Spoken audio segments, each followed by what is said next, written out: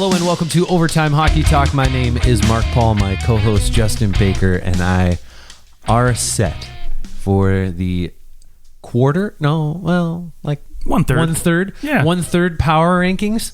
A third way through this season, about 20-ish games through. You know, of course, you've got some teams who've only played 14, so really it's a quarter of the way through their season.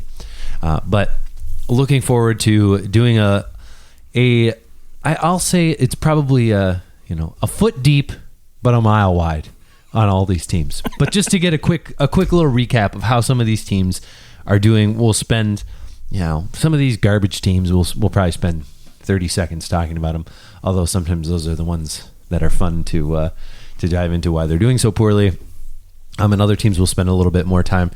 So 1 to 2 minutes per team. That'll get us at about an hour, and we will give our analysis on how this is going so far.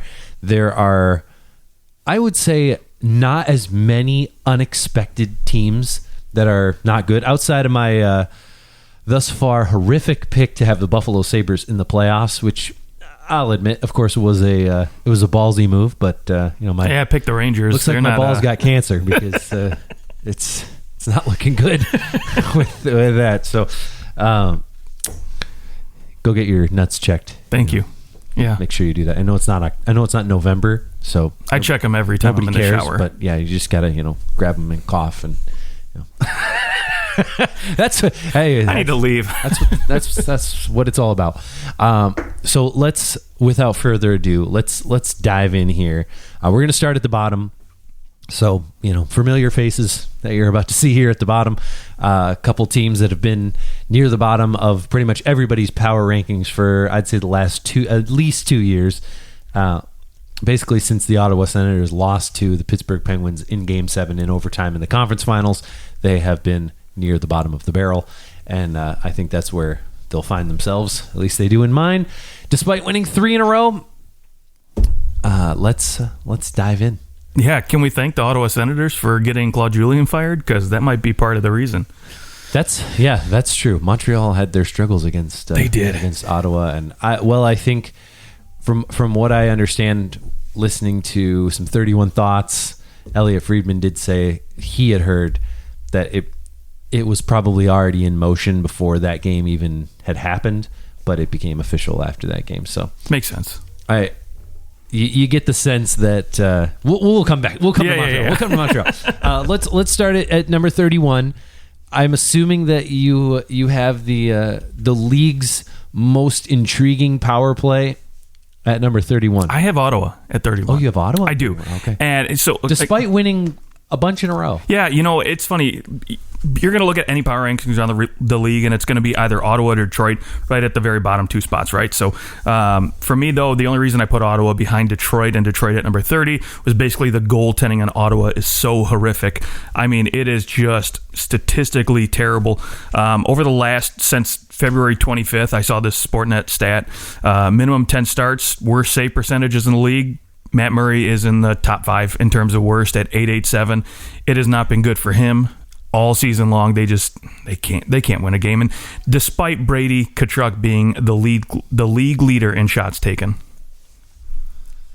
Yeah, Ottawa has been quite bad. I guess I will say this for Ottawa: they have actually done okay against some really good teams at times. Like they have beaten the Leafs a couple times.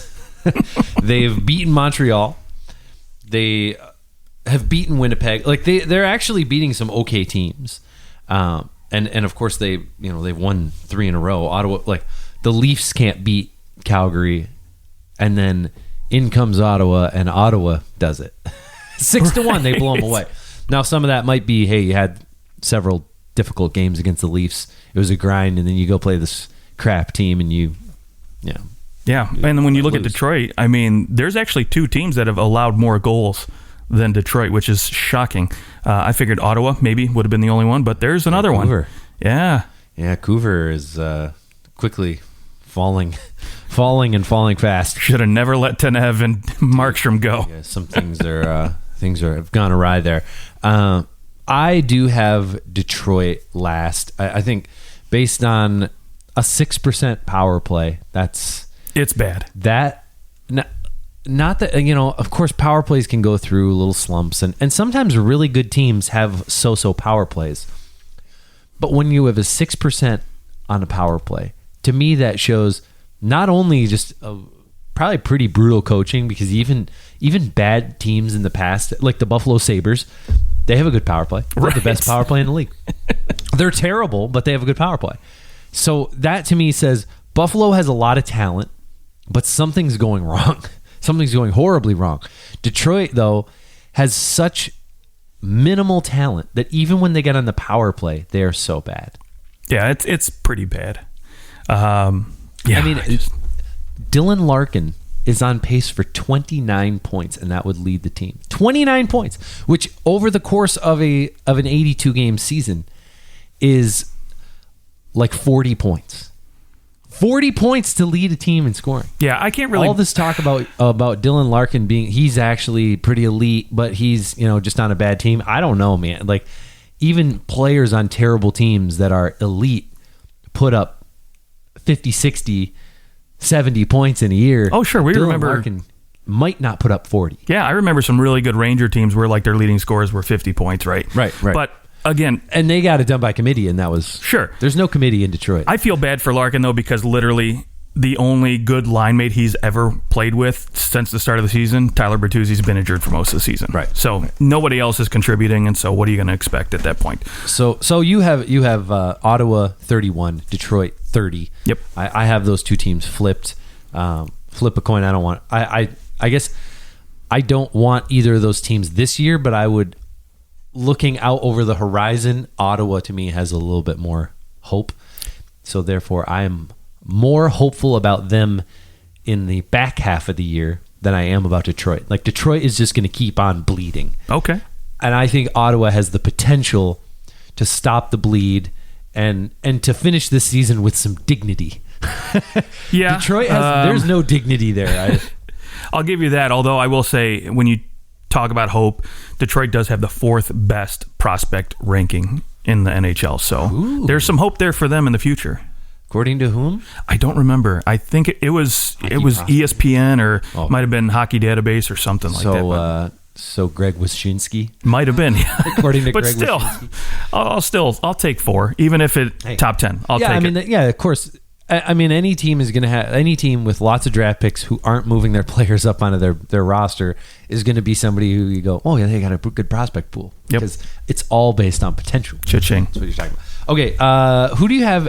Like, let's go 29, 28, 27. Okay, 29. I got the Anaheim Ducks, 28 Nashville Predators, and 27 Vancouver. Okay, I have a similar order. Nashville 29, Anaheim 28, and San Jose at 27. Okay. I've got San Jose a little bit lower. Man, San Jose looks bad. Yeah, I have San Jose at 26. Last year was not a fluke. So, clearly. No. Nashville, I thought about putting them low. Like, I guess I have them about as low as you can go. 29. You can't really put any other team in the 30-31 slot. Maybe Buffalo, but you got to think Buffalo, though, they've only played 17 games, and they're tied with Detroit and Ottawa, who have played 22 games. So you got to think over those 5 games, Buffalo's going to pick up 3 points at least, hopefully, and that would move them into more of like a low mid. But just the way that they've been playing, benching Jeff Skinner, he's got to get a goal sometime. My God. I don't know what is happening there, but you can't buy him out. Be like $37 million is what you'd have to pay. No, you can't afford to. 12 years he'd be on their books. Right. You can't afford to have that. No way. But I will say, so reason I have the Ducks down at 29, though, for me, they are the lowest scoring team in the NHL, and they must be just so happy to see Trevor Zergas come up and just look dynamite so far. But again, it's a small sample size, so I'm not reading into it. Great goaltending, though, can win a couple games. Right, and that's why they're floating. I mean, it's just because of John Gibson is, John Gibson. Nashville, I mean, UC Saros, he was supposed to be the future in that. What happened? the frick? He tanked. Now it's Pekka Rinne's net right now. It's all him, and they can't seem to score a goal. And it's funny, speaking of goals, I saw a thing the other day, or maybe it was today. Basically, they were looking at all-time goals scored in a season record, franchise leaders, right? Nashville is the only team, active NHL franchise, that has never had a 40-goal scorer. Really? Never. Columbus had 2 41-goal scorers, but Nashville, nothing. Rick Nash. Right, yeah, Rick Nash did it, and I think it was Marian Gaborik, too, was another, I think, who was on that list. But still, regardless, I think their highest goal scorer ever was like 34, 35 goals, and it wouldn't surprise me if it was someone named Martin Erad or David Legwan or something stupid like that. Right. But that just shows me, how much this team misses scoring and really needs it. Vancouver, it's the goals against. Obviously, they're tied with Ottawa for the most goals against in the NHL, which is just really, really bad goaltending right now and bad defense. They look lost. Yeah, Vancouver. I guess I'm still thinking, all right, this team isn't that much different than what we saw last year. So what's happening? Is Chris Tanev really the linchpin in this whole thing? I don't know if I buy that. And is Jacob Markstrom that probably has more to do with it? I agree. Than anything. I mean, they just cannot get a stop. And in turn, I mean, offensively they're a very good team. I mean, the amount of goals that they've scored, when you look at the teams that are around them in the standings, I mean, they've scored a lot of goals. I mean, there's very few teams with they're third in the league in goals. I mean, it's fantastic. So they're having no problem scoring goals. And that is, when you look at the teams that are towards the bottom, what's their problem?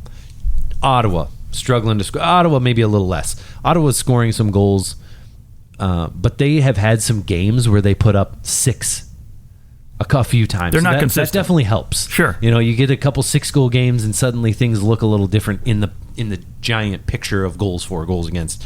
But when you look at these other teams that surround Vancouver, their problem is they can't score. So to me, if they can just make some adjustments, get a little better goaltending, suddenly I think they start to win games. So I think there's more adjustments that Vancouver can make over some of these.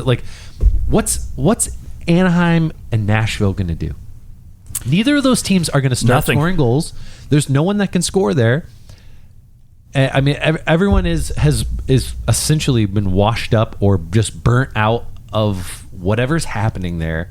The Peter Laviolette experiment, I think, is gone by the... Oh, no, sorry. Not John Hines. John Hines. Yes. I was like, as soon as I said it. John Hines, it's not working so far. Nope. You're not going to can the guy right now, but it's definitely a personnel issue. Got to try and get the right guys in there. I think they have some pieces that they can move, but Anaheim, they're not scoring goals anytime soon. You got to convince Ryan Getzlaf to move. I think they will, and to get something for him. Yeah. Now I think they're going to have to eat half his salary, and you're not going to get that much for Ryan Getzlaf, but I think you could probably get. You can get a third rounder, second and a third, sure, something like that. Just for name value and for you look at what Spezza and Thornton and these guys have done on the Leafs. You got to think people are looking at Ryan Getzlaf going, okay, man, he's in the same ilk as those guys. If we can bring him in, maybe he can play on our top line, and then we can kind of shuffle guys down. Imagine Ryan Getzlaf going to Pittsburgh. Well, he doesn't have to play in the top line, right? I mean, yeah, even Ryan Getzlaf on the third line and maybe a top power play guy. How about Ryan Getzlaf with Sidney Crosby or maybe to get Malkin going? I mean, you know that Pittsburgh. I got a few things to talk about with Pittsburgh once we get there. Yeah. The Nashville Predators are 28 for me, or 29 for me, because I think that this is only going to get worse. This is not they've got a lot in the cupboards. Of course, they're Nashville. They got lots of defensemen, but it's going to keep getting worse. Yeah, no, I agree. It's not going up anytime soon. Let's go 26 through 24. All right, 26. I have the San Jose Sharks, so not too far behind where you have them. We'll hit them. 25, I've got Buffalo, and 24, I have the New York Rangers. Okay, yeah. So I've got Buffalo 26, Vancouver 25, and Columbus 24. Okay. The Rangers at 23. So who's your 23? Yeah, 23, the Calgary Flames for me. Oh, wow. You got Calgary. Calgary down there. Yeah. Let's talk about Buffalo. Let's talk Jeff Skinner. Guy needs to get back into the lineup. They need to figure something out. It's crazy, though, that he's not playing and they have the best power play in the league. The best power play in the league. Funny. The guy who scored 40 goals 2 years ago, you'd think, oh, okay, well, their power play is going to be good because they've got Nope. He's not the reason why at all. Not even a little bit. He's not even playing. And he did come out and say, I can't improve on anything unless I get to play. But then they're putting him on the fourth line, and he's not producing, and you wonder why, because he's on the fourth line. Yep. I mean, gee whiz, Buffalo. I don't know if there's. To me, this is a franchise where I think at some point, are you going to start having that Jack Eichel conversation, right? Because No. I mean, you don't have that conversation. But every year this keeps getting longer and longer, and they just keep sitting at the bottom of the league. They also got destroyed by COVID. No, I know they did, yeah. But, I mean, hopefully, in the next couple of years, once they start ridding themselves of some bad contracts and they can purge themselves of some terrible players, maybe. But obviously, it doesn't help when you have Jeff Skinner on the books for a while. Yeah, and he's not playing. Like, it'd be one thing if Jeff Skinner was playing at a mediocre pace, like a $4 million player pace. You could go, well, whatever, we're overpaying him, but at least he's a player. He can play in our top 9. Like, he's got to be able to play in that top 9. There's no way that he's struggling that bad. No, I think that's just a management saying, hey, we're putting you on the fourth line, we're benching you. We want you to know that we're not happy with your performance. And yeah, I mean, he's playing like a league minimum paid player, and hopefully, I mean, I will say the one bright spot in Buffalo is Ristolainen playing much better this season than last. Yeah. So if they can keep that up, and Dahlin kind of struggled to start the season, he's starting to get it back together a little bit. So maybe, again, if they bring in some decent goaltending next year, maybe the future is a little bit better. What do you think of Columbus right now? They make that big trade, Pierre-Luc Dubois. They bring in Patrick Laine.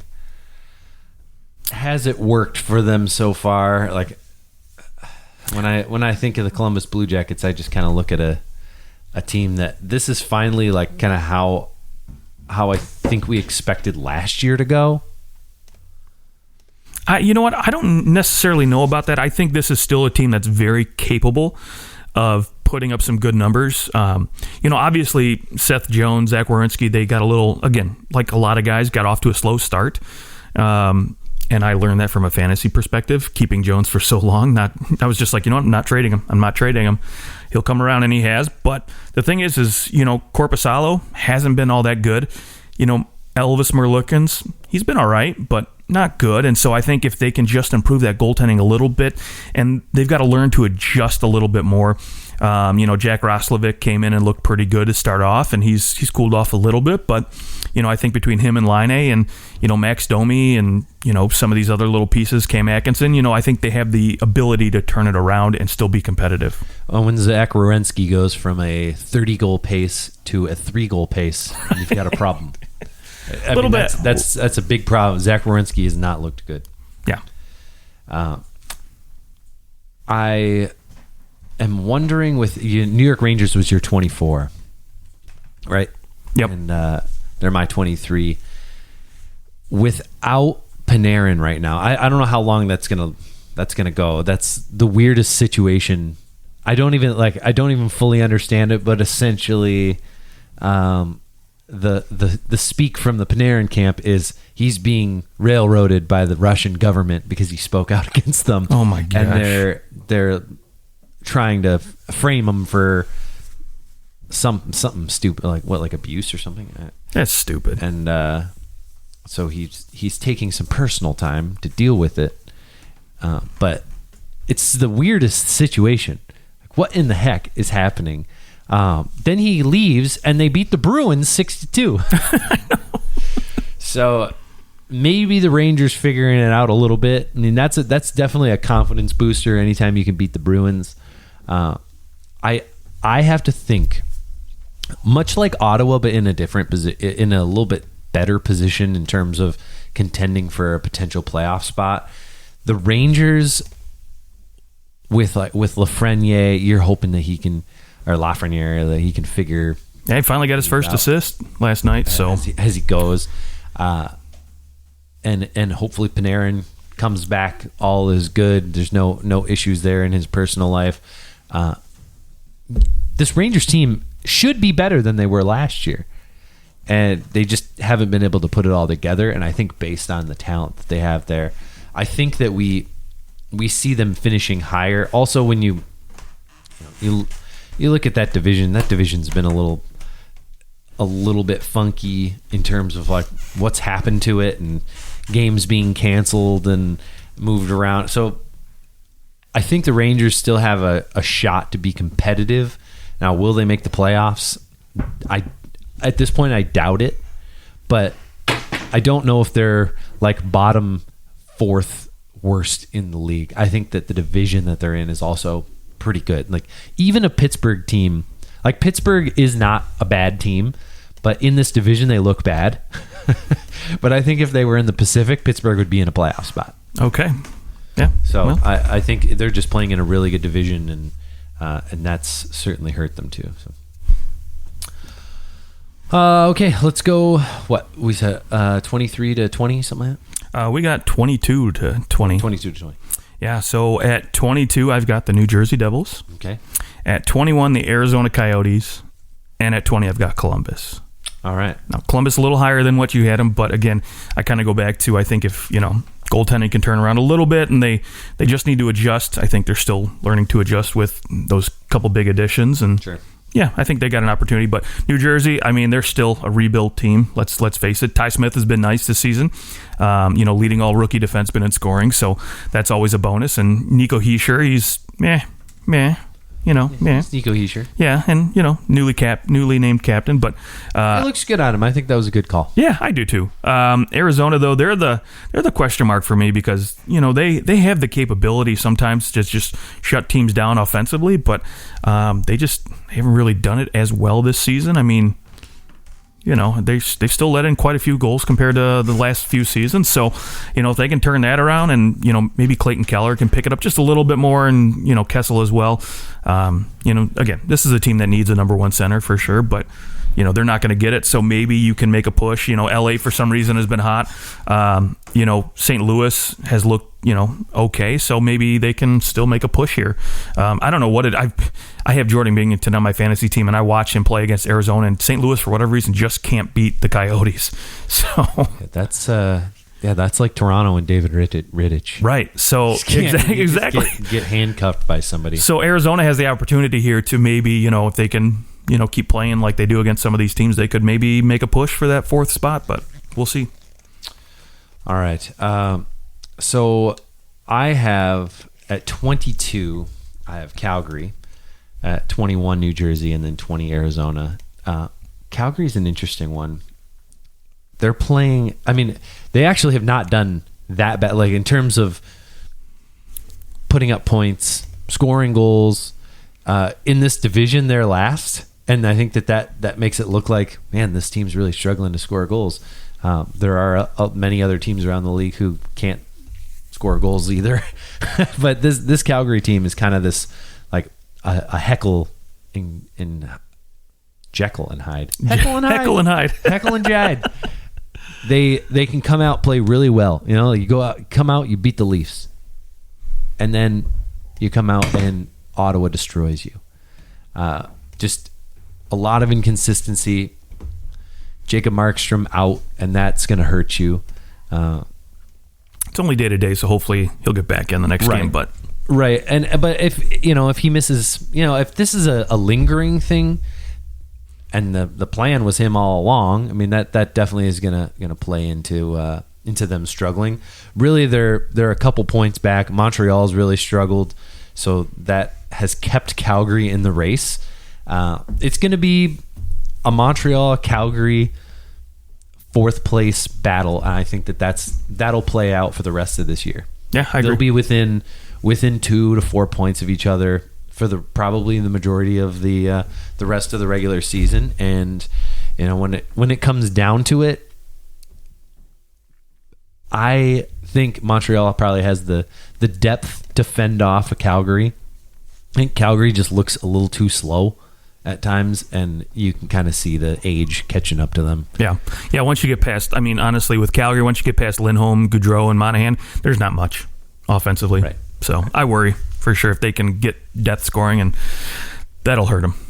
I think the one saving grace for Arizona, they are above 500, and they are in a bad division. One win, and they are tied for first in this division. Now, granted, they played a lot more games, but Sure. Yeah. you got to play the game. They are definitely not out of anything. So, in some sense, that it makes me feel like, this division, either this division's really bad or everyone's just really, really equal outside of the Ducks and the Sharks, Right. Who have both been quite terrible. But I mean, when 2 points separate first through sixth, I know that there's a 4-game gap in games, but that happens in the regular season. At time, like in a normal regular season, we see a 4-game gap. Yeah, without a doubt. So it's not that crazy, and you are playing against your division all the time. So I think the one thing that we'll see is there has already been more swings because everyone's playing each other in the division. There's no a point's coming from this bad division. Everyone Right. goes outside and plays these teams, and we You all have to get essentially points. think about it like a 4-point swing because that team's losing 2 Right. and you're gaining 2. Right. So Right. So things can turn around a lot quicker in this format. So a team like, I mean, even Vancouver, who is several games back, several points back, you go in and you win 3 in a row against the same team. It could it very well could happen. Suddenly you find yourself in a playoff spot. Yep. Very quickly. And I think this system will allot for a little bit more of an interesting back and forth in the regular season. All right, let's go. We're into the top 20 now. Let's go 19 through. Let's just do 19 through 15. 19 through 15. All right. So 19, I've got the Dallas Stars. At 18, the LA Kings. 17, Chicago Blackhawks. 16, Pittsburgh, and 15, Minnesota. Okay, we're a little different here. So I've got LA 19, Dallas 18, Pittsburgh 17, Washington, and then Montreal rounding out, coming into the top 15 there. Okay. Talk to me about Dallas. Yeah. You know what? I worry about them because specifically Monday night, right? I watched Antoine Khudobin stop 49 shots. They still lose 3-1.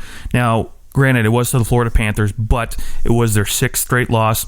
I know the Panthers juggernaut. Yeah, Panthers are looking pretty good, but they've been ravished a lot by COVID, and they haven't been able to get in any sort of rhythm because every time they play a couple of games now they have to stop for 5 or 6 games, which is annoying, and I'm sure that's probably hindering them a little bit. But right now, from what I've seen, I worry about them a little bit. That last year was a fluke. Dallas has also had the storms that happened, right? Like it wasn't even all COVID. It was like, all right, we're back from COVID. Nope, there's no power now. Right. It's been that stuff too. Everything has been going wrong for them. I mean, there are teams in Detroit has played 7 more games than the Dallas Stars. I mean, Vancouver, I know it's at a different division, has played 9 more games than the Dallas Stars. I mean, it's very difficult to compare. They're the one team that I kind of like. I put a giant asterisk next to them because after 15 games, even like, all right, they're 6-5-4. All right, so they lost 4 games in overtime in 15 games. I mean, that's very easily 4 games where they happen to win in overtime. I mean, overtime can be a little bit random sometimes. It's just It can. Somebody gets possession off the bat and things can go. So potentially there's maybe, I'll say at least 2 points that are kind of a swing in there that are maybe an unlucky point that you lose there. And if you have those points, suddenly you're in 15 games, you're at 18 points. You've got 6 games in hand on the Columbus Blue Jackets, who would only be 3 points back. And then you're of course 9 points back of Carolina, who's going to be hard to catch. Yeah, I will say the one thing is, maybe they get... But you could catch Chicago. Right, yeah, you could. And maybe they get Tyler Seguin back and it just jumpstarts everything, right? That would be the one thing. And that's the other thing is you're playing without your top center. Right. And they're still hanging on. They are. I'll give them that. But again, I'm with you. I just once I start seeing more consistency, I'm not necessarily just playing games, but Where did you have Pittsburgh in your list? I had Pittsburgh at 16. Okay, I had them at 17. Yeah. Knocking on the door of the playoffs. They're right there. I mean, there's plenty of opportunity for this team to rewrite this ship. Like as long as you have Crosby and Malkin, yeah. I mean, Malkin has been quite bad.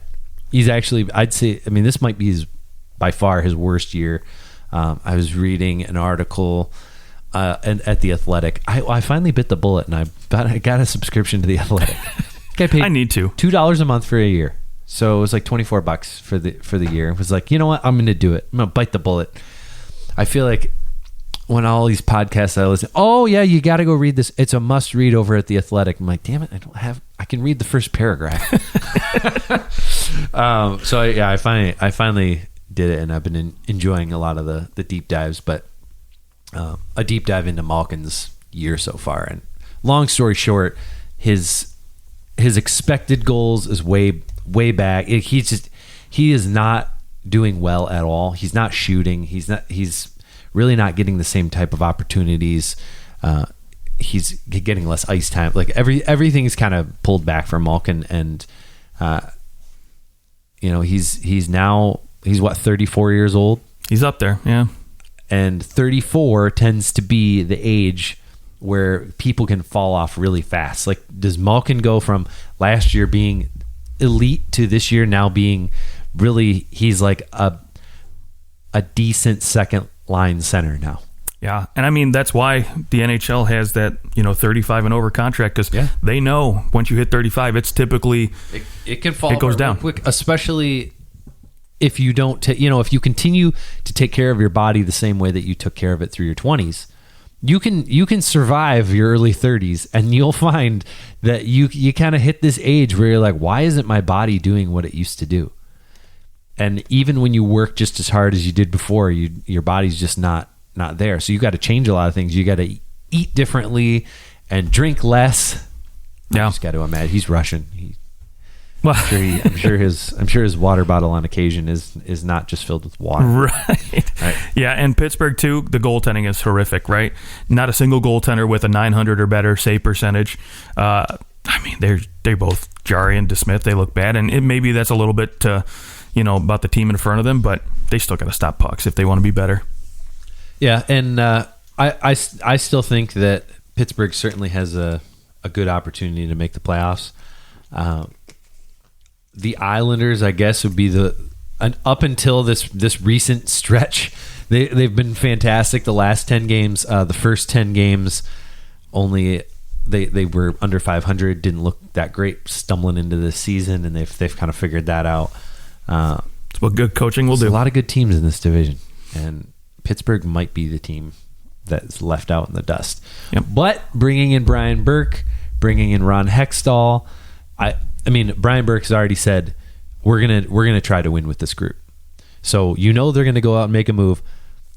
I'm on the Getzlaf to Pittsburgh train. I did say Pittsburgh wasn't making the playoffs, so it's true, you did. And I did say Philadelphia is a lock for the playoffs. They do, and they look pretty good. So they do look good. Yeah, they just didn't look good in Lake Tahoe. That's it. Well, we won't talk about that game.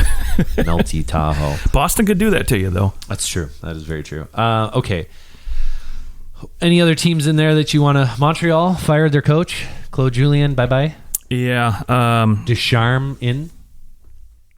Yeah, that's interesting. Yeah, I got Montreal at 14 just because as well as they started the season, I still think they're very capable of doing that. Carey Price has just looked really, really bad, and I think if they can bring in, I don't want to say really, really bad, but he hasn't looked good. Jake Allen should be getting a legitimate That's the thing. Look. I think it's about time you just give Jake Allen the net. And you like just a .932 save percentage. Right. Give him the net, let Carey Price play one every 4 games, see what happens, right? Or, you split him. One every 3 games. I don't care. 2-2 and yeah, I mean, he should at least be getting half the starts the way that Price has been. Price has not done himself any favors. No. And, I mean, maybe if Price is playing less, he'll play better. I don't know. Maybe. Or Minnesota. maybe you just need to play Price every game. Right. And at 15, I've got Minnesota. So they look great. They're sitting in second place. I will say that line of Zuccarello, God, why can I never pronounce the Russian? Kaprizov. Yeah, they look great. 5 in a row. Yeah, I mean, he did a wraparound the other day last night against LA that just had some quickness to it that I've never seen. So he makes Minnesota exciting to watch. So hopefully Minnesota can keep this up. I've always been a little leery of Minnesota, so I'm waiting for that bubble to burst. So maybe that's why I don't have them maybe, above a team like Montreal right now. Yeah, Minnesota is with Kaprizov, they suddenly have a game breaker. Mm-hmm. They always had depth. They always had some talent, but Kaprizov has really changed the dynamic. I mean, right now he is shooting 17.9% with his 5 goals. I mean, he's not shooting a ton. He's not even averaging 2 shots a game so far. But it feels like he can do something every game. And some of that is Minnesota's system. I mean, they're definitely playing a system that says we know we're not going to score a ton of goals. So we're going to figure this out. But they have not missed Devan Dubnyk, that's for sure. Nope. That's for sure. Who else we got in here? Washington. I have Washington at 16. Yeah, you have them a lot lower than I do. I have them pretty low. 4-5-1 in their last 10. They have struggled. They are the worst offender of allowing goals in that division. They've allowed 65 goals, which I know, yes, they have played, New Jersey's only played 15 games, but whereas Washington's played 19, but in those 4 games, I highly doubt New Jersey's going to allow 21 goals in 4 games. So Washington's defense has been rather porous. Their goaltending has at times looked like what's happening here. Like Samsonov hasn't been good. I mean, no, nobody's been good in that net. Vanecek, he's been fine. Like he's been average, and that's kind of all you need with Washington is average goaltending. But I do worry. You kind of got this unknown goaltender playing all your games, and that can, like, things can turn off really quickly for a guy who I don't think before a few weeks ago I didn't know who Vanecek, is that how you say his name? I really don't know. I didn't know who he was. So, just kind of popped on my radar once he started winning games for Washington, but that usually doesn't last forever. Like the Jordan Binnington thing, that's like a once in a generation kind of. Sure. I mean, we look at the Hamburglar, right? Just came out of nowhere. Usually guys like that. He wasn't good. He just had a crazy run. Sure, yeah. And that's the thing. Usually you see guys where they just show up and they play really good for a stretch, win a lot of games, and then it kind of cools off. If they've never been on anybody's radar before. Because if you're really a good goaltender, you'll be on someone's radar, right? So, I don't know. We'll see. I hope for Washington, maybe they can get some goaltending. And speaking of goaltending, Henrik Lundqvist in pads Tuesday from open heart surgery. And, hey, if anything, that's a moral boost for this team. Yeah, if he could come back, that'd be huge. Huge. Even the fact that maybe he can come back and be a part of the team. Right. Whether he's playing games this year, I don't know. I don't know how that works, but that would be a big boost. Who do you have 14 through 10? 14 through 11. Okay. We'll leave the top 10. So 14, I have Montreal. 13, the Islanders. 12, Washington. And 11, St. Louis. Okay. Yeah, I've got St. Louis 14, Chicago 13, Minnesota 12, and the Islanders 11. Okay. I do want to talk about why you have, I had Chicago at 17, so not a huge difference, but why 13? What about them has just caught your eye? Well, they're getting a very timely goaltending, and that is, when you look at their goals against, it's kind of middle of the road. They have just been exceeding expectations all year. And when I consider what they've been able to do, they're 8-2 in their last 10. I mean, I don't know if there's a team that is. Edmonton is also 8-2 in their last 10. So, in terms of being very hot, Chicago, the hottest team, at least in that Central Division, they're rolling, and that's a big deal. I mean, in power rankings, you're looking at the team. What have you done for me lately? And so Chicago has shown in the last 10 games there's something going on there. They've just shown up. They aren't supposed to be here. They're supposed to be down with Detroit. They're supposed to be rebuilding. That's why they started those young kids in there. Detroit and Chicago were supposed to battle it out for that last spot in the division, and here you go. Chicago's in a playoff spot. Don't look like Patrick Kane with 31 points. Alex DeBrincat's got 20 points. Like, you've got a couple of guys averaging more than a point per game. And, I mean, you got Dominic Kubalik, 16 points in 21 games. I mean, these guys that, you know, where's Jonathan Taves? Oh, he's injured, but... Exactly. Yeah, but... No Jonathan Taves, and you're telling me that with Jonathan Taves out, that this team is better, would be where they are. I mean, to me, the surprise is the goaltending, right? Kevin Lankinen, for me, has been a revelation. 14 games, .921 save percentage, 2.59. And Malcolm Subban, not a bad backup right now because... He's been fine. .930 save percentage. The way he played in Vegas, the way he played in Boston prior to him coming to Chicago, I would never have said, okay, this kid is going to be a decent backup. But right now he's showing he has the abilities to be a backup in the NHL. So whether or not that's short-lived or, you know, he's going to continue that sort of success, maybe not at this level, but have some success as a backup is still to be seen. So I'm not holding my breath on him, but still, Lankinen playing very, very well. So hopefully he can keep this up because Chicago is a team that I would just love to see in the playoffs because you always want to have the best players, and Patrick Kane is one of the best players. That is very true. Their defense is, like, on paper, fairly ugly. Right. But they've been just fine. Yeah. They've been doing it by committee. Duncan Keith has been okay. And anything you can get milk out of Duncan Keith, former Norris Trophy winning Duncan Keith, the better. So that's Chicago. They're hot right now. Yeah, so but I can't put the hottest team in the league in the back half when they're in a playoff spot. They are the worst team, though, in the NHL in terms of shots against. So that worries me. That's why I could see them falling apart, crumbling real quick. And without Taves, they're one of the, you know, worst face-off teams too. Yes, so, yes. When's Taves back? I have no idea. Okay, let's talk New York Islanders. Where'd you have the Islanders? Like 13. Yep. 13. I have them at 11. Where do you think the New York Islanders fit? I mean, when you consider how their season's gone, they're 7-2-1. Is this a team that's on the rise and they're going to find their way into the playoffs no problem?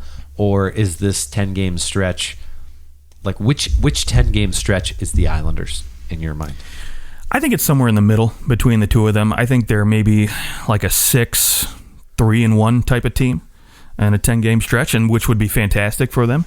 Well, a 6-3-1 would be very good. Yeah, I think they're somewhere in there, that sort of range, because again, they're a team that gets it done by committee, right? They get scoring from everywhere. I mean, guys like JG Pajot, Eberle, Matthew Barzal, these guys just do it by committee. There's no one guy that really just blows everybody else out of the water.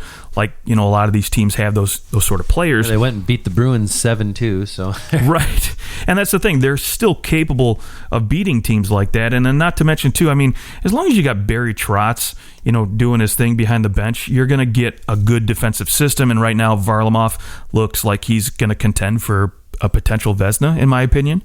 I think he's very capable if he keeps this type of goaltending up. I mean, 2.06 goals against average is phenomenal. 3 shutouts already. You know, Sorokin, I'd like to see him step up a little bit better. But again, they can ride Varlamov, and they're totally comfortable with that. Sure.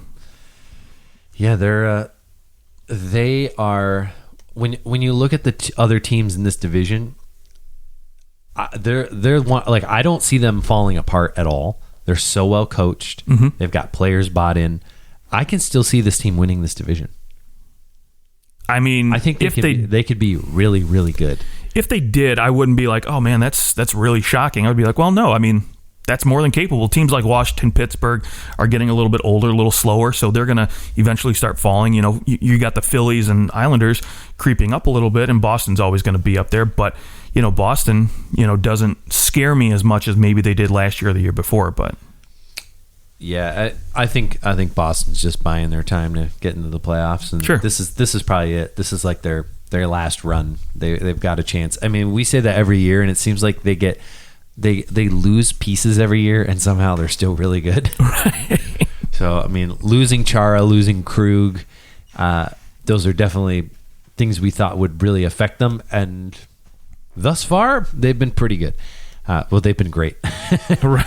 Their last 10, they've been okay, but some of those, you got to think that Lake Tahoe experience did something weird. But anyways, let's go St. Louis. Where'd you have St. Louis again? I have them at 11. 11. Yeah. I have them at 14.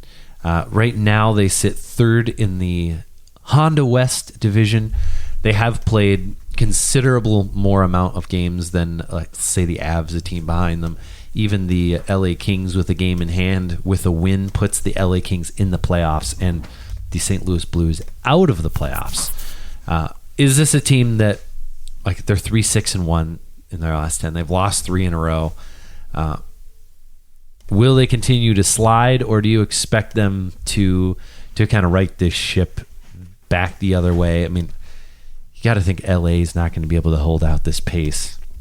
Yeah, that is definitely part of it. I think LA's just on a little bit of a tear. I mean, if you had told me, Dustin Brown would have been one of the league's leader in goals to start the season, I would have had you committed. But, hey, here we are. I mean, hey, St. Louis had a couple bad runs against, Arizona. We talked about them earlier. They just couldn't seem to figure that one out. But, I mean, this is St. Louis, right? They're going to get it done 5-on-5. They're not going to beat you on the power play. And I think, the goaltending's been mediocre right now. I think if they can, Jordan Binghamton, 914, not bad. But I think if they can get a little bit more out of him, if they can get a little bit more scoring in terms of depth, because right now you look at David Braun, Ryan O'Reilly, we talked about him in our last show, Jordan Kyrou, Braden Shin, they're getting scoring there, but I think they just need, and Torrey Krug has looked phenomenal, I think, in that Blues uniform. But I think if they can get more out of guys like, Jaden Schwartz, Robert Thomas, Barbashev, these guys who were expected to grow a little bit more, they'd be all right. And I think, again, they're kind of, to me, like Boston, where they're just, they don't have the luxury of being at the top, but if they can just get in the playoffs, they're going to do damage. So I would expect that when we talk after March 20th, that the St. Louis Blues will be in first place in this division. Here's why. They play San Jose tonight, Saturday. Then they have 2 against Anaheim, 2 against LA, another one against San Jose. And then you've got 2 against Vegas. But then you've got another 2 against LA, another 2 against San Jose. So you're going to play San Jose 4 times. You're going to play LA 4 times and Anaheim twice, and you got the Golden Knights. You think you can pick up 14? That's a pretty good 13 schedule. points, yeah. And based on what they're 1 point out of first place. Yes, teams have some games in hand, but let's say they go in and they are able to take 1 out of 2 against Vegas, and out of all those, 4 games against LA, you're thinking you're probably going to go 2-1-1.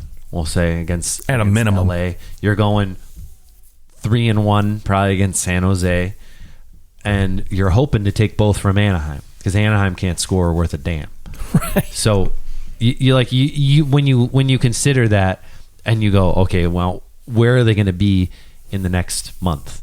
I think that they'll be in a playoff spot, no problem. I agree. They've had a bad stretch right now, and again, if they don't win and they come 500 through that stretch, then that actually could make them this could be a make or break month for them. No, I absolutely agree. Because if you can't beat the teams that you're supposed to beat, then yeah. Well, and then what are they going to do against teams like Vegas and LA somehow goes and takes 3 out of 4 against them? Well, then LA is jumping them in the standings, and Colorado probably at the same time is jumping them as well. Right. So you got to win those games, but I think St. Louis is very, very capable. I would expect them to go in and beat LA. Well, they better. Just got to beat Anze Kopitar. That's basically it. Okay, should we go in the top 10? Let's do it. I have Philadelphia at 10. As do I. Edmonton at 9 and Colorado at 8. We're pretty close. I've got Philly at 10, Edmonton at 9, but I've got Winnipeg at 8. Okay. Do you have Colorado at 7? I do. Okay. And I have Winnipeg at 7. Okay. Which one of those teams stands out to you in there? Honestly, I want to talk about Edmonton. Okay, let's go. Just because I worry about this team a lot. mainly because Mike Smith is playing so good right now. They've won 5 in a row. Yes. The guy is 6-0 right now. So, to me, I think at some point, Mike Smith being Mike Smith, and this is no different. Like Edmonton, what I will say is they've gotten more offense out of their D, which has been great to see, right? Darnell Nurse, Barry's been great, but at some point you got to figure Mike Smith is going to kind of go back to, that average, slightly above average goaltender that he is, and he's not going to be phenomenal like he's been, lately for Edmonton. And, again, Connor McDavid, Leon Draisaitl, they're going to continue to produce. There's no shock why they're at the top of the league in points. So, again, if the goaltending comes back down a little bit to earth, this team could slip a little bit, but at the same time, if they just continue to roll, then boy, it's going to be an interesting North Division, that's for sure. Do we have Tyson Barrie for Norris? No. Is that your, get out of here. He is 3rd in scoring for defensemen. Nope, won't talk about it. It's going to be hard to put a guy like that, especially Darnell Nurse. I feel bad for these guys when you have 2 offensive juggernauts up front. They're just going to go back and everybody's going to say, "Oh, it's because you get to play with these guys." As long as Victor Hedman is up there in scoring, he'll win the Norris. Yeah, for sure. People love him. Edmonton. I mean, we're gonna find out here. We got a little series with Toronto now, and I mean that's what everyone wants. That's the benchmark. That's what everyone. I think that both those teams will. It's a benchmark for each of them. I mean, you're gonna go. Probably you're in Edmonton. I think that Edmonton will likely do what they did in previous games, where they try to keep McDavid away from Matthews as much as possible. They'll play him against Tavares, and it has worked. Tavares has not been good anyways, so a chance for Tavares. Maybe you get up for this competition. Hopefully Tavares, being the guy that he is, here's your opportunity. Like, go out and best the best. You got a chance to do it now. Yeah. It's funny when you look at both these teams, like their number 2 centers are really the better defensive centers, but can still put up a crazy ton of points when, needed. So Draisaitl and Tavares, love it. Yeah, it'll be those will be the fun games. Yeah. Fun. Toronto, Edmonton. I mean, those are the of all the games in that division, those are there's 9 games that they'll play each other. Those are the marquee games in my mind. Yeah. So this will be where I figure out what Mike Smith is at this point. So that's fair. Yeah. That's fair. Mike Smith goes on these runs. I mean, he has shown the ability to get very, very hot and be fantastic in those runs. And for my sake, I hope it ends tonight. Colorado at 8. I think, for the most part, expected them to be a little bit higher throughout the season, and so far Colorado they've been fine. I mean, they're at a 618 point percentage. Like they're doing just fine. Struggling to score goals though. They haven't been, not even scoring 3 goals a game, and that is what I would expect a Colorado team to be, is this high scoring team. Now, granted, they've allowed only 40 goals in 17 games. That's really, really good. Grubauer's look great. Yeah. But I'm wondering, where is the goal scoring going to come from outside of McKinnon for this team, which has kind of been a question mark for a long time. Yeah, I mean, I'll be honest. Kadri, Rantanen, they've looked good, but I want a little bit more out of Landeskog. I want a little bit more out of Burakovsky, Nichushkin. Like, these guys, they gotta step up a little bit more. And and maybe I would like to see Bowen Byram take that next step, be a little bit better, but especially coming in at, the 4th pick in the draft, I kind of expected him to come in this season and not necessarily be a difference maker, because you still have Cale Makar and Devin Taves, who's been pretty good, but I expected him to have the opportunity to just play that, offensive style that he's capable of. Yeah, doesn't help. You've got Tyson Jost, he's got no goals. Nichushkin's got 2 goals. Landeskog with 3 goals. I mean, Kadri with 6 is okay. I guess then you're on pace for about an 18 goal year, which is decent in this 56 game year. You're looking at almost a 30 goal season. Nathan McKinnon only 4 goals though through 16. Yeah, 35, 41 the 2 previous seasons, and so when you're scoring 4 goals, that worries me. Yeah. So I mean, only shooting a 6.3% shooting, like that's going to go up. You know, he still leads the team in shots, and he's just not putting them in right now. So he works hard. You know, like he makes up when he's struggling. He makes up for it in so many other ways. Sure. But you gotta wonder, like, when is the offense going to break out for this team? And I don't think in a playoff series this team can be the defensive. Like, they're not going to be that. Oh, we're going to beat you with our defense. Nope. We're going to strangle you. Yeah. So if they go up against like a St. Louis, like they can't win those 2-1 games. You got to be able to score. And so that's my one worry with them. Their offense was just so lights out last year, and hopefully they right that ship. Where do we got next? So, 7. I've got Colorado. Oh, that's right. Yeah, I have Winnipeg. Okay, so yeah, they're flip-flop now. Number 6 for me, Florida Panthers. Okay, Florida Panthers leading their division. Yep. Number 6. I've got them at 6. Obviously, you think it's a fluke. Well, I necessarily don't think it's a fluke. I think they're more than capable of, leading the division. I mean, from a points percentage wise, they're not leading the division because that's what I always look at first and foremost, and Tampa Bay's up there. But I will say they're getting contributions everywhere, right? They're scoring a lot of goals. They're not necessarily stopping the puck as well as they could be, and that's the area of concern for me because Bobrovsky's has been great. Yeah, he's been great. Bobrovsky not so much. So if Bobrovsky's still 6-2, but a 3.05 goals against. Yeah, so I mean, if he can turn it on a little bit, then yeah, I'm putting Florida, right back up a little bit higher, top 5 easy. But how much is Pittsburgh missing Patrick Hornqvist right now? Oh my goodness, Patrick Hornqvist has been great, almost a point per game. He's got 8 goals. He's tied for the team lead in goals there. I mean, he's just been phenomenal. I mean, he's second on the team in shots. He has 67 shots in 19 games. I mean, more than 3 shots per game.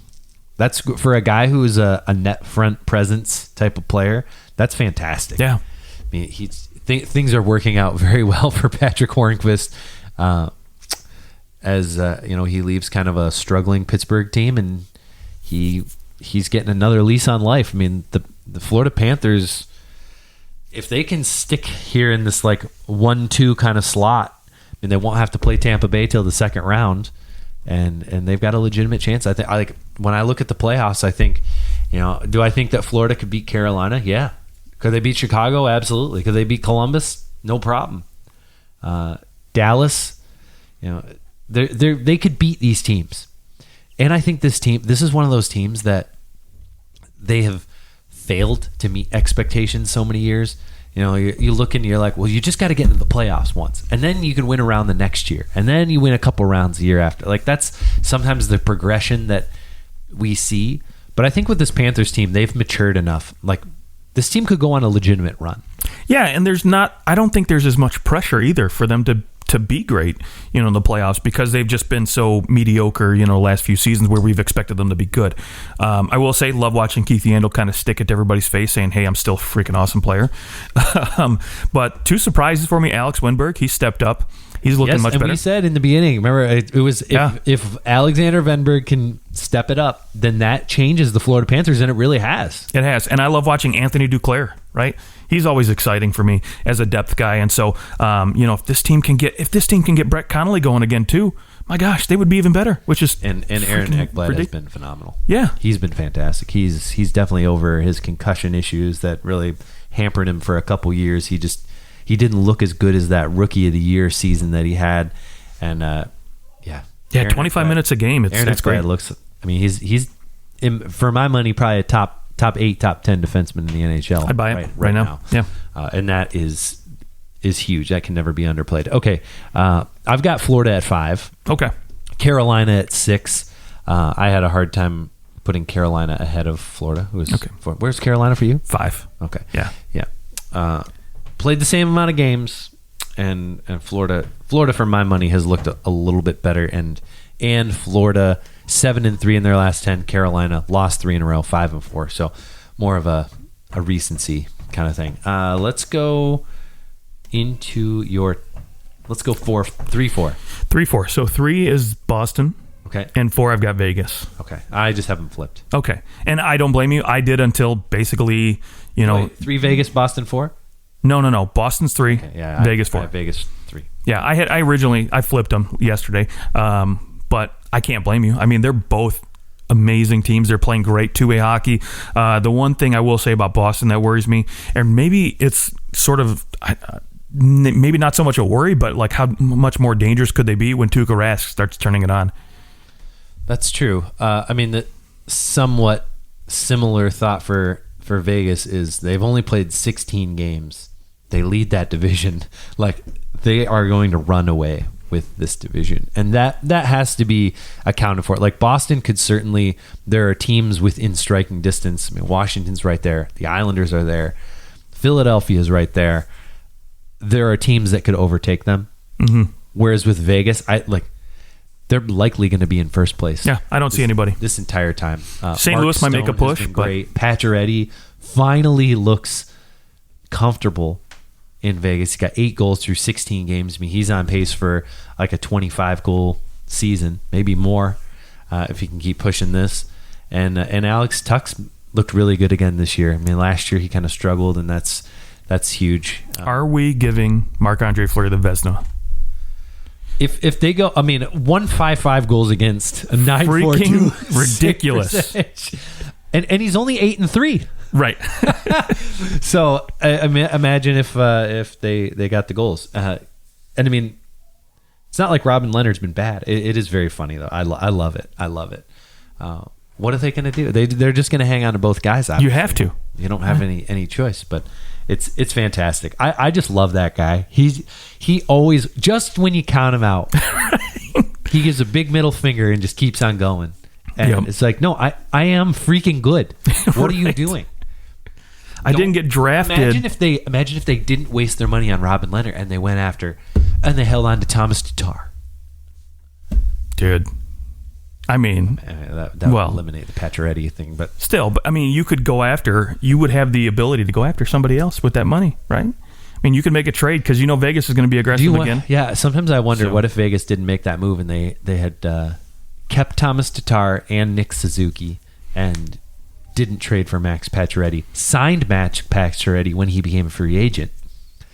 Could have done that, but at the same time, I don't think you have the capital then at that point to trade for Pietrangelo. So, or I'm sorry, not trade for him, but sign him. Yeah, I don't think you have the sign room. Robin Leonard. Yeah, then you have it. Then you've got the money. That money is the money you'd give to Tatar instead. Maybe, yeah, I guess, yeah. Transfers right over.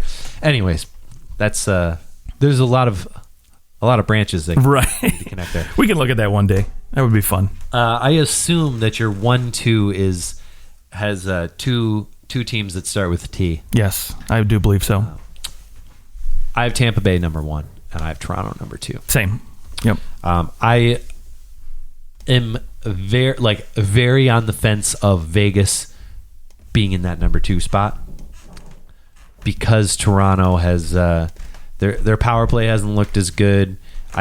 We could, if they go in and they lose a couple games to Edmonton here, I think Vegas jumps them. I'm not worried. There's no worries about Toronto making the playoffs. And when a team's really good, it's often that you're like, what the heck? Why isn't this one? We're first place, but this guy isn't playing well. Well, you're in first place, so obviously he's doing something because you're in first place. But it's easy to start getting nitpicky, like going after Jimmy Vesey, who's been he's been a normal fourth line player, but everyone's hating on Jimmy Vesey because he hasn't been like the Jimmy Vesey that everyone expected him to be coming out of college when he signed with New York, and he's not that guy. He's not good. He's a fourth line player. Yep. Fourth line players just need to be even. Right, exactly. That's the thing. You just want to score as many goals as you let in. Now, as far as Toronto's concerned, it's funny because, people have been talking about Tavares and Nylander's struggles, but, I mean, those guys still are freaking, roughly 0.8 points per game.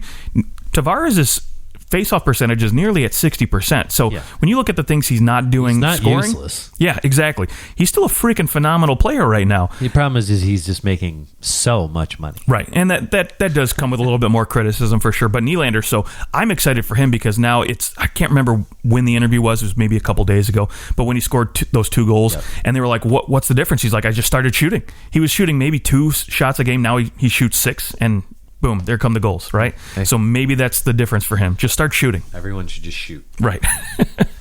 Yeah. I mean, once you start getting up near the top, I mean, Tampa Bay, for my money, they're just ridiculous. I mean, yeah, so well rounded. 5 and goal differential. Yeah, that's the thing, right? Freddie Anderson, right? He's been okay, but I expect him to be better. And if he can be better, then maybe you can start having that conversation because Vasilevsky and that defensive system in Tampa has been shutting teams down offensively. And we'll see what Jack Campbell can do here. I mean, this is Anderson's probably not going to play either of these games against Edmonton. He's not playing tonight. Yep. And Jack Campbell's going to get an opportunity here. I mean, Michael Hutchinson looked good against Calgary. It was so probably weird. his best game as a lead. Hutchinson, he got a new helmet, and it's the Felix the cat. Oh, yeah? Potvin's mask. I didn't see that. It's funny. That's great. Yeah, he hasn't worn it at a game yet, but... Yeah, I mean, I guess when I look at Toronto's goaltending, you kind of go, all right, because of the way that they play, I mean, they're just trying to outscore everybody. Actually, I mean, they've been pretty good. I mean, 55 goals against in 21 games. That's you're at less than 3 goals a game, and you're at almost 4 goals a game scored. So, outside of some of those weird games against Ottawa, where you're letting 6 goals in against Ottawa, that was a weird game. I think that's maybe people are hanging they're looking at that game going, oh boy, they blew a lead against Ottawa. This team just can't hold on to leads. I don't know if I read much into that game. It just got away from them, and it is what it is. I think a lot of teams have a game every year where they blow a 3-goal or a 4-goal lead, and it just gets, okay, well, that was crazy. All right, let's move on. But because it's the Leafs and they did it in Game 7, it's like this thing that just holds on, even though nobody's even left. There's no one there. Right. Morgan Riley, maybe, was he there? I think he was. Yeah. So he's it. He's the only guy left over from that team. So yeah. But Tampa, though's got to pick up the scoring, though. I will say this. When Victor Hedman's your leading scorer on the team, you might have some worries. Yeah, and I think, the way that Tampa Bay started last year, where we were kind of like, what's going on with them? I think they're just like, we're just going to... Cruise control. We're just going to get in. Right. We get in, and we're going to destroy. Yeah. I mean, Tampa Bay will likely win that division, and they're going to come up against, I guess, who plays who in the conference finals? How does that work? Is there certain divisions that are set to play each other? No, so the first 2 rounds, is it just the top team with points will play the bottom team with points? So yeah, my understanding is it's the first 2 rounds you're basically playing within your division, right. But the 3rd and 4th rounds are basically reseeding. Right, so okay, they'll reseed based on the points yes. from the regular season. Okay, so really, there's no. All right, the North is going to play the Central, and that Yeah, but if you're Tampa, right? Maybe you finish first. Now you have to worry about playing Columbus or Carolina. Like Columbus, wouldn't worry about at all. Carolina, on the other hand, I might worry a little bit about that. Right, so that's a little dangerous. Now, I hope we get to see a Florida. Tampa Bay. I know I'm series, waiting for it. So. I want it so bad. Yes. I want it so bad. However, we need to make that happen. Let's make it happen. Let Chicago get in the playoffs so they can be demolished in the first round, so we can make this happen. There you go. All right, those are our power rankings for the first third of the season. Let us know what you think at OT Hockey Talk. If you have any questions, any lists that you think we should run through, we always love getting some new ideas for those. And enjoy all the hockey. It's great the hockey's back. I feel like there's something to do every day now. Love it. All right, we'll talk to you guys soon.